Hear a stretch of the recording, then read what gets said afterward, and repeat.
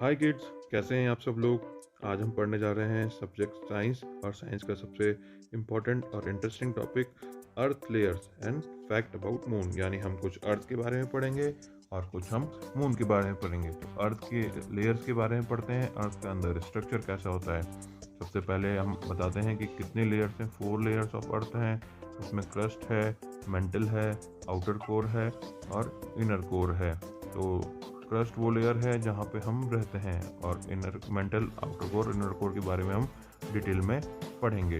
अब हम आपको बताने जाएंगे कि जो 4 लेयर ऑफ अर्थ हैं उनकी थिकनेसेस क्या क्या होती हैं। तो अर्थ आपको मालूम है कितने साल पुरानी है। Earth is 4.543 billion years ago. Earth की 4 लेयर्स हैं, हम आपको बता चुके हैं। क्रस्ट जो है, क्रस्ट की अप्रॉक्सीमेट थिकनेस है 0 से 70 किलोमीटर। मेंटल की अप्रॉक्सीमेट थिकनेस है 70 से 2891 किलोमीटर। आउटर कोर की अप्रॉक्सीमेट थिकनेस है 2391 से 5150 किलोमीटर और इनर कोर की अप्रॉक्सीमेट थिकनेस है 2391 से 6731 किलोमीटर। तो ये अर्थ की 4 लेयर्स की हमने अप्रॉक्सीमेट आपको थिकनेस बताई। अब हम आपको एक एक करके लेयर्स बताते हैं। क्रस्ट वो लेयर है जहाँ पे हम रहते हैं, on which we live. Thickness of the crust varies from 5 kilometre on the ocean and 70 kilometre on the land. मतलब ओशन में इसकी थिकनेस कम होती है और लैंड में क्रस्ट की थिकनेस ज़्यादा होती है। तो हम जिस जगह पर रहते हैं उसे क्रस्ट कहते हैं। सेकेंड लेयर है मेंटल। हमने बोला था मेंटल का मतलब पागल नहीं, मेंटल मतलब second layer. Next layer to the crust is the mantle, वो 3000 किलोमीटर डीप है। And crust and outer mantle form tectonic plate. जो क्रस्ट और आउटर मेंटल है वो दोनों मिलकर टेक्टोनिक प्लेट बनाते हैं। इसकी वजह से ही अर्थक्वेक आता है। टेक्टोनिक प्लेट में ज़्यादा मूवमेंट या अपर मूवमेंट की वजह से अर्थक्वेक आता है। Place where mantle and crust plate touches each other is called fault. जहाँ पे मेंटल और क्रस्ट प्लेट एक दूसरे को टच करती हैं, उस जो जगह है उस जगह को फॉल्ट का नाम दिया गया है। फॉल्ट का नाम। तो अब अर्थक्वेक मैंने आपको बताया, अर्थक्वेक जो है टेक्टोनिक प्लेट के मूवमेंट की वजह से आता है। आउटर कोर, ये जो आपको ऑरेंज लेयर दिख रही है ये आउटर कोर है। इसमें मैक्सिमम निकल और लिक्विड होता है और ये अराउंड 2200 किलोमीटर थिक होती है। इसका टेम्परेचर होता है 4500 टू 5500 डिग्री सेंटीग्रेड। मैक्सिमम ये 100% ये लिक्विड स्टेट में रहती है और इसमें निकल और आयरन ही मिलता है। इसमें मेटल जो होता है, क्योंकि टेम्परेचर ज़्यादा होता है इसीलिए इसमें ये पूरा लिक्विड स्टेट में रहता है आउटर कोर।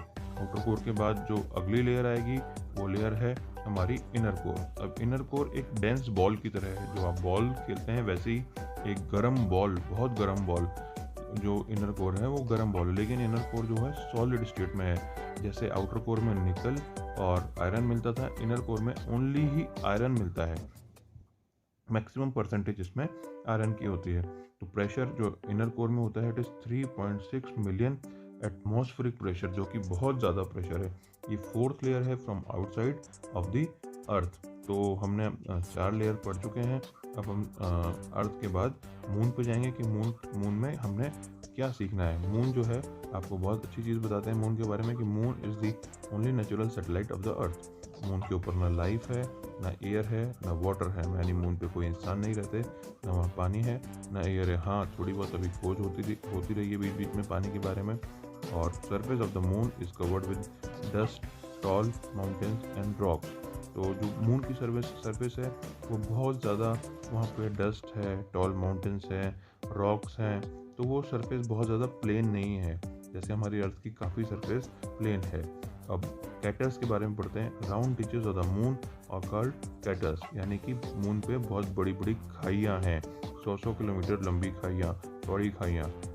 कैटर्स में भी 100 kilometre wide in the distance. ये देखिए, आपको लेफ्ट हैंड साइड पे एक गड्ढे दिख रहे हैं, इन्हें ही कैटर्स कहते हैं।